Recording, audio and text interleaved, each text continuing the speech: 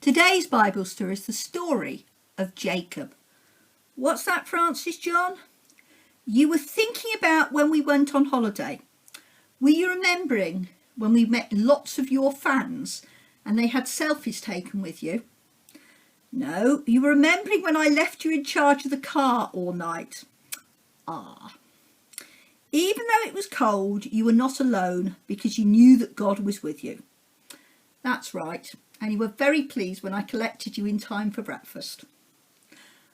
In our Bible story today, we hear about what happened the night that Jacob ran away from home and was all alone. Are you ready for our story? Our story today, the story of Jacob. Jacob tricked his father Isaac into giving him the blessing that Isaac should have given Jacob's older twin brother Esau. When he found out, Esau was very angry and wanted to kill Jacob. Jacob's mother Rebekah told Jacob to run away and to go to Haran and stay with her brother, his uncle Laban, until it was safe to come home. Jacob left home and started towards Haran. That night he lay down to sleep, resting his head on a stone. He dreamed that he saw a stairway reaching from earth to heaven, with angels going up and coming down on it. God spoke to Jacob, saying, "I am the Lord, the God of your grandfather Abraham and father Isaac. I will give to you and to your children, grandchildren, great-grandchildren and great-great-grandchildren this land on which you are lying. And one day your children, grandchildren, great-grandchildren and great-great-grandchildren will be too many to count, just like the specks of dust on the earth. I will use you and them to bless everyone in the world." Remember, God said, "I will be with you and protect you wherever you go, and I will bring you back to this land. I will not leave you. I've done all that I've promised you." Jacob got up early next morning and took the stone that he'd been sleeping on and set it up as a memorial. Then he poured olive oil on it to dedicate it to God. He named the place Bethel. Then Jacob made a promise to God.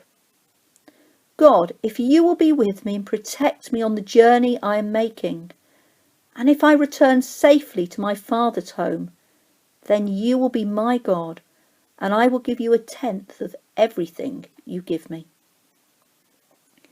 Jacob came to his uncle's home.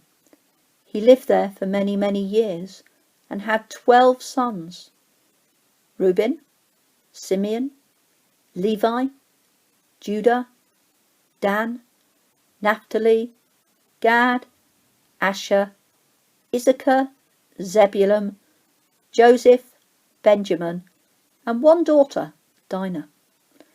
Many years later, Jacob returned home. Esau forgave Jacob, and they became friends. We heard in our story that after Jacob had played a trick on his father Isaac and brother Esau, he had to run away from home.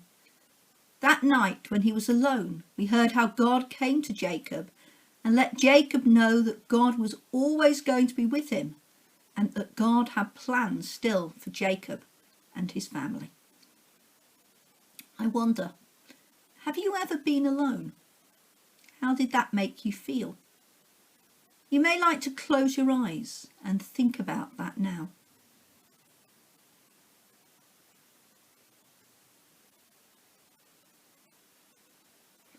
I'm going to say a prayer, and if you want to make it your prayer too, please say Amen at the end after me. Dear God, you loved Jacob and wanted him to know that you would always be with him.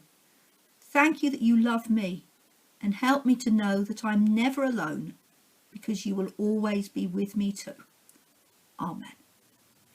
What's that, Francis John? You think I should make it up to you for leaving you alone in the car? What do you think I should do? Feed you loads of honey. I should have guessed. Well, thank you for joining us today for our story of Jacob. We look forward to you joining us again soon. Goodbye and God bless.